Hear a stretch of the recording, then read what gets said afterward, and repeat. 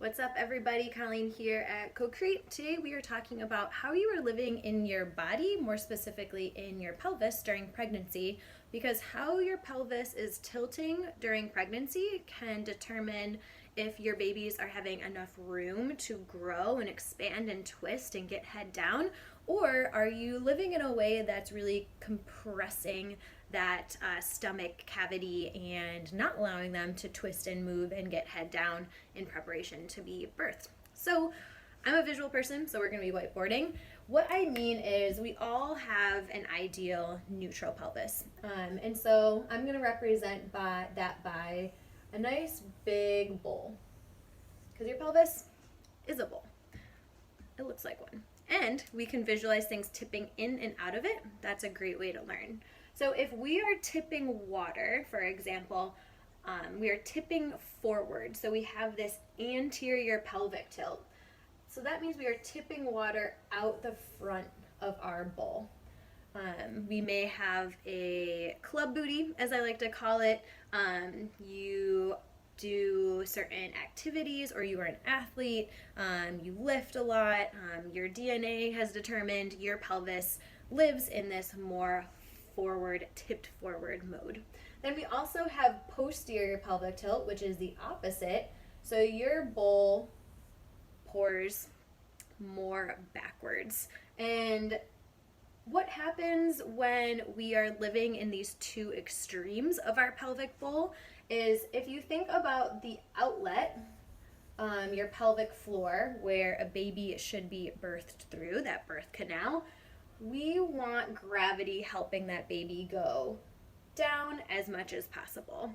But if we are living in the two extremes of an anterior or a posterior pelvic tilt, that means if gravity is helping baby be birthed, that they're going to end up running into pelvic bones when they're trying to go straight down.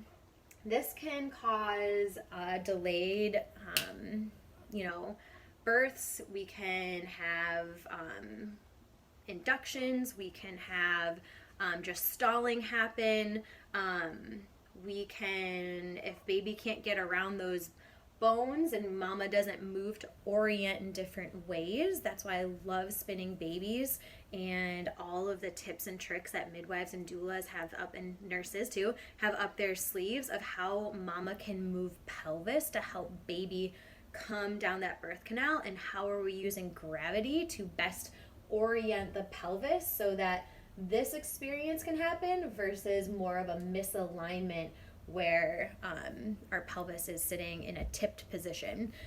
So what does this mean? How can you help this? So my biggest recommendation that is the easiest is to add more variety of movement into your daily life. Katie Bowman calls this your diet of movement. Diets are movement snacks, if you will. And this just means, how can you add more, not only regular movement into your life, like walking and hiking, but how can you add novel movement that is a brand new stimulus to your system?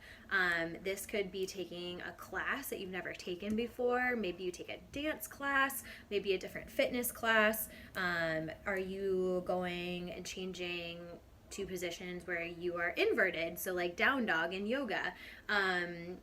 Obviously practiced with care and proper coaching. But how can we give our bodies an overall sense of movement outside of our day-to-day, which may include a lot of sitting or a lot of standing? This can create these imbalances where we might need more activities where we're loosening things up, we're going sideways, we're going backwards.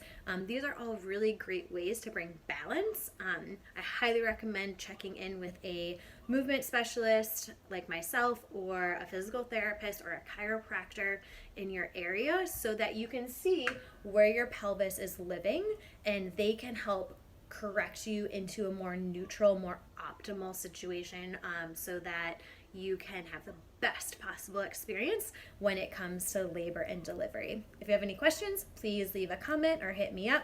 I would love to hear from you. Have a great day.